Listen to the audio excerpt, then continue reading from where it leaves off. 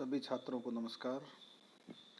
आज हम पढ़ेंगे नगरीय समस्याओं के समाधान। नगरों के विकास के साथ ही नगरों की समस्याएं भी विकसित होती रहती है और उसके समस्याएं हैं उनमें के आधार पर ही समस्याओं के कारण और समस्याओं कारणों के बाद आते हैं नगरीय समस्याओं के समाधान। समाधान के लिए विश्व स्वास्थ्य संगठन में अन्य समाज वैज्ञानिकों ने कई सुझाव दिए हैं। उनमें से प्रमुख इस प्रकार है।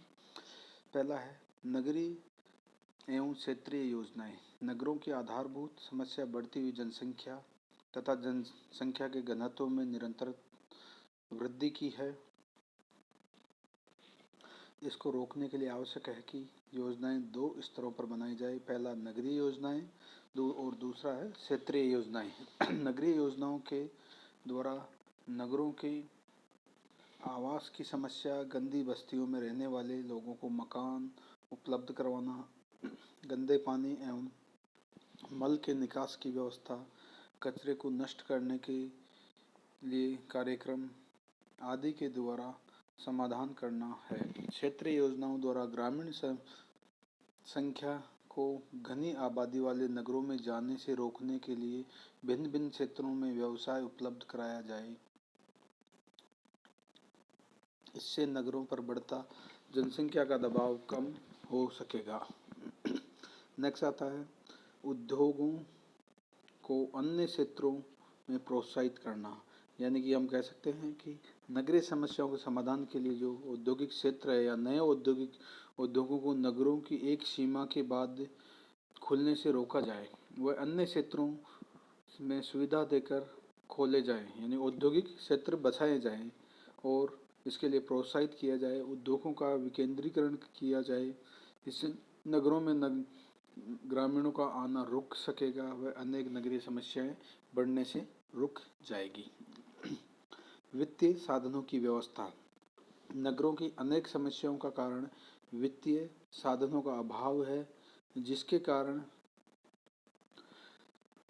अनेक विकास कार्यक्रम नहीं हो पाते। ये विकास कार्यक्रम है सड़क, गरीबों तथा श्रमिकों के लिए सस्ती आवास सुविधा, नल बिजली की सुविधा, गंदा पानी एवं मल निकास के लिए सीवरेज लाइन आदि। इसके लिए वित्तीय संसाधन जुटाने चाहिए। जब तक वित्तीय संसाधन नहीं जुटाए जाएंगे, नगरों की समस्याएं दिनों दिन बढ़ती ही जाएगी। नेक्स्ट है कानूनों में सुधार। विभिन्न नगरों में मकान किराया कानून, भवन निर्माण कानून, कृषि भूमि पर मकान बनाने संबंधी कानून आदि अनेक कानून होते हैं। इनकी प्रक्रियाओं से होकर मकान बनाना या किराए पर देना बड़ा कठिन कार्य है। इस प्रकार बाल श्रमिक नियंत्रण कानून में कई कमियां हैं। इसके कारण बालकों का शोषण होता है। वायु एवं ध्वनि प्रदूषण कानून को ठीक से लागू नहीं किया जाता।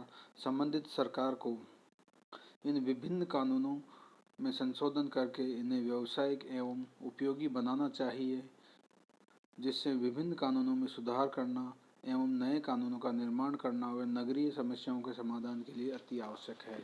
इसमें आगे आता है निजी वाहनों को प्रोत्साहन। नगरों में परिवहन राज्य सरकार द्वारा चलाया जाता है, जो कि अधिक खर्चीला तथा घाटे का कार्य होता है। नगरवासियों को कई कई घंटों तक वाहन बस स्टैंड पर उपलब्ध नहीं होते। इसलिए सरकार को नगरवासी की सुविधा के लिए निजी कंपनियों के परिवहन चलाने की छूट देने के साथ ही जो जन परिवहन है उसको भी सही सुदृढ़ व उसकी व्यवस्था अच्छी करनी चाहिए। लोक परिवहन की सुविधा को और सुदृढ़ करना चाहिए। इससे जनता को आने जाने में सुविधा अधिक मिलेगी व अतिरिक्त वित्तीय भार सहन भी कर लेगी जो निजी कंपनियां जनता पर डालेगी।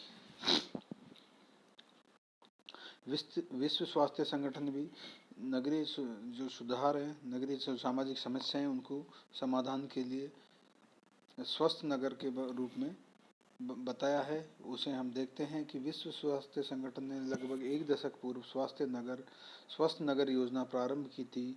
आज ये कार्यक्रम लगभग 650 से अधिक 50 से अधिक देशों में चल रहा है। इस योजना के द्वारा नागरिकों के स्वास्थ्य को सुधारा जा रहा है।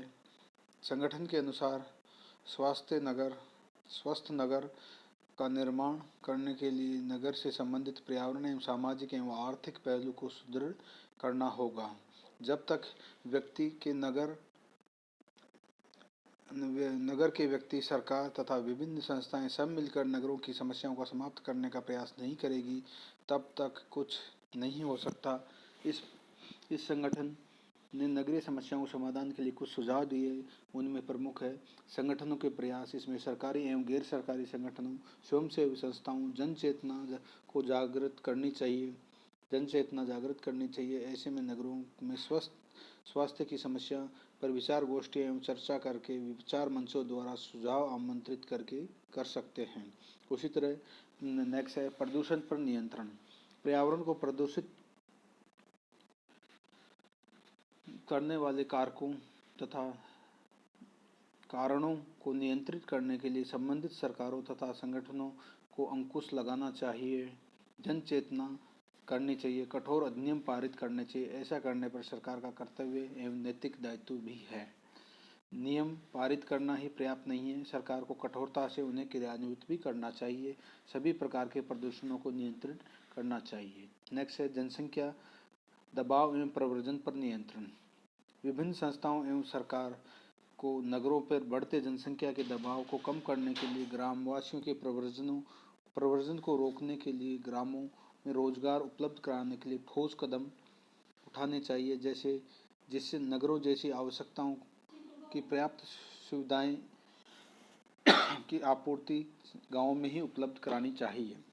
इस प्रकार से हम देखते हैं कि तकनीकी का विकास हुआ है, उसमें नगरों में जीने के तरीकों को नगरों की सीमाओं से कहीं अधिक विस्तार कर दिया है। आप संसार में जितने भी नगर है उतने ही नगर की रचनाएं हैं। ये सिद्धांत और परिभाषा है, इसलिए नगरवाद से संबंधित परिभाषा एवं सिद्धांत का निर्माण कार्य रोक देना ही श्रेयकर होगा।